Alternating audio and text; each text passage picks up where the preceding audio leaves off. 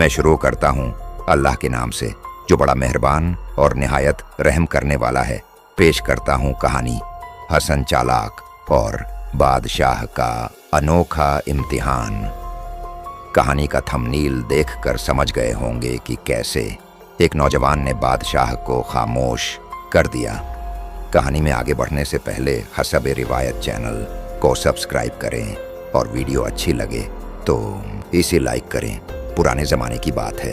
किसी ज़माने में एक बादशाह हुआ करता था। वह बहुत चालाक, ज़हीन और थोड़ा गुरूर पसंद भी था।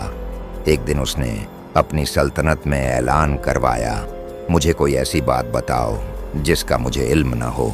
अगर वह बात वाकई नई हुई तो मैं इनाम में अपनी सल्तनत का बड़ा हिस्सा दे दूंगा, मगर अगर वह बात मैं पहले से जानता हुआ तो सुनाने वाले को सख्त सज़ा दी जाएगी।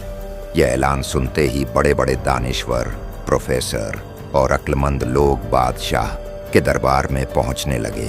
हर कोई अपनी दानाई आजमाने आया, मगर बादशाह हर बात गौर से सुनता और आखिर में यही कहता, ये बात मैं पहले से जानता हूँ, चाहे वह बात बादशाह ने पहली बार ही क्यों न सुनी हो। मगर बादशाह का गुरूर सब पर भारी था। किसी की बात नहीं चलती थी। उसी सल्तनत में हसन चालाक नाम का नौजवान भी रहता था। वह अक्लमंद, होशियार और हाजिर जवाब था। उसने फैसला किया कि वह बादशाह को सबक सिखाएगा। एक दिन हसन बादशाह के दरबार में पहुंचा और अदब से सलाम करके बोला, बादशाह सलामत, अगर आप इजाज़त दें तो मैं वह बात अर्ज करना चाहता हूँ जो शायद आपको मालूम हो और शायद न हो। बादशाह ने हाथ के इशारे से कहा, कहो नौजवान, मैं सुन रहा हूँ। हसन बोला, मेरे दादा और आपके वालिद मोहतरम बहुत करीबी दोस्त हुआ करते थे। बादशाह ने हाँ में सर हिलाया। जी हाँ, ये सच है। हसन ने बात जारी रखी। एक दिन मेरे दादा ने आपके वालिद को एक सोने का मुर्गा बतौर अमानत दिया था। वह उन पर बहुत भरोसा करते थे, इसलिए यह कीमती चीज़ उनके सुपुर्द की। अगर आपको इस बात का इल्म है तो बराहे करम अब वह मुर्गा मुझे वापस कीजिए। यह सुनकर दरबार में सन्नाटा छा गया। सब हैरत से हसन को देखने लगे। बादशाह की पेशानी पर बल पड़ गए। वह सोचने लगा, क्योंकि अब मामला नाजुक हो चुका था।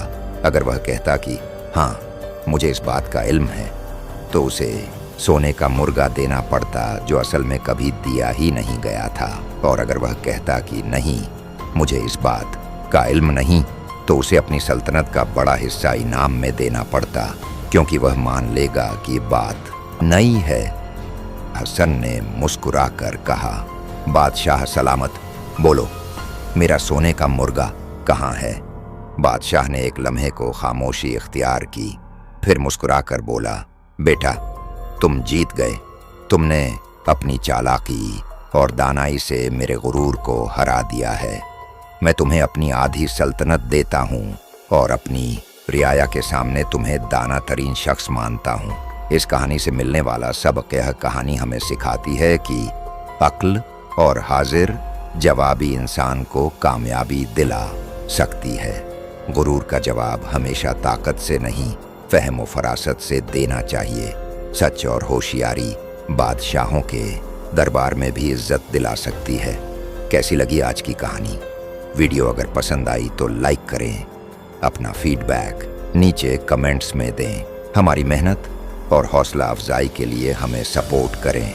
हस्ब ए रिवायत हमारे YouTube चैनल सैफ बाबू ऑफिशियल को सब्सक्राइब करें और बेल आइकन को प्रेस करें। मिलते हैं एक नई और ऐसी ही नई कहानी में। तब तक इजाज़त दें। अल्लाह हाफिज।